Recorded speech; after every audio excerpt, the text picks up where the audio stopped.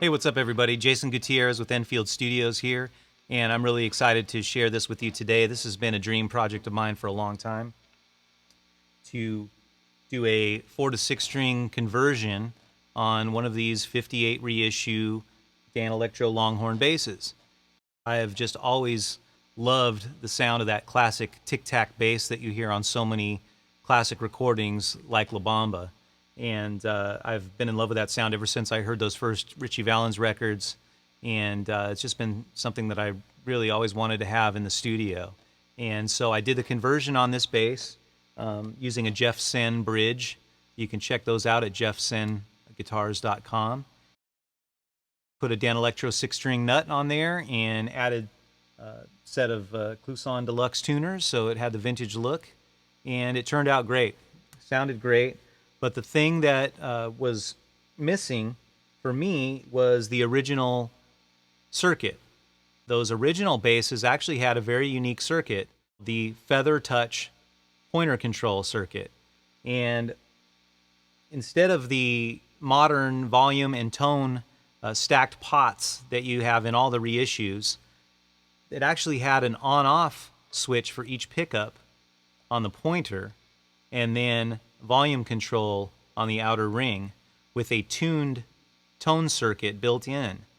So what they had was a low-pass filter on the neck pickup and a high-pass filter on the bridge pickup.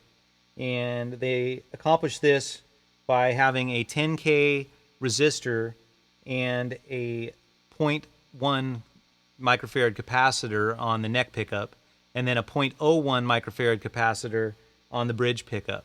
So you get a high-end roll-off here and a low-end roll-off here to get maximum bass tone from the neck and maximum treble tone from the bridge. And then when you combine them, you get the full range sound. So check this out. Here's your bridge sound, as you heard before.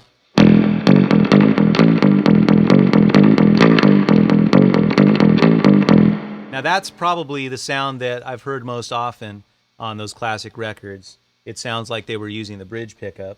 And then here's the neck pickup.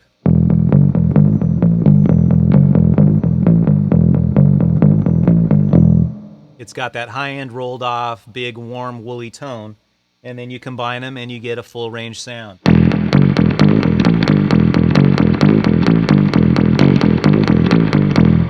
The best of both worlds there. So this is a great circuit, I think, and it works really well. And it is what you actually hear on those classic records. So I was eager to try to replicate that.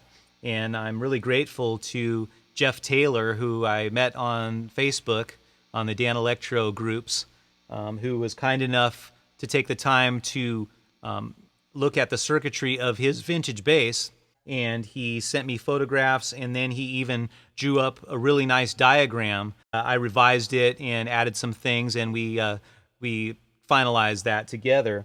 We're making that diagram available for the first time because there is no documentation on this circuit anywhere that I can find anyway. The vintage and the reissue potentiometers are a stacked 100K and 1 meg combined pot.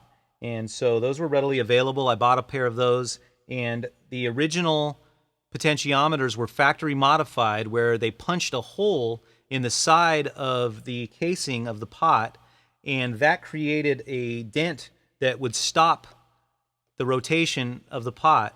So we get this about a quarter turn rotation.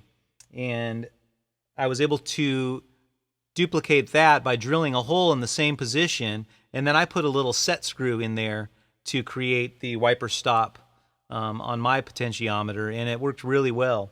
So that, along with the wiring being correct, we've got the exact circuit that was used in these original basses, and I think replicated probably for the first time.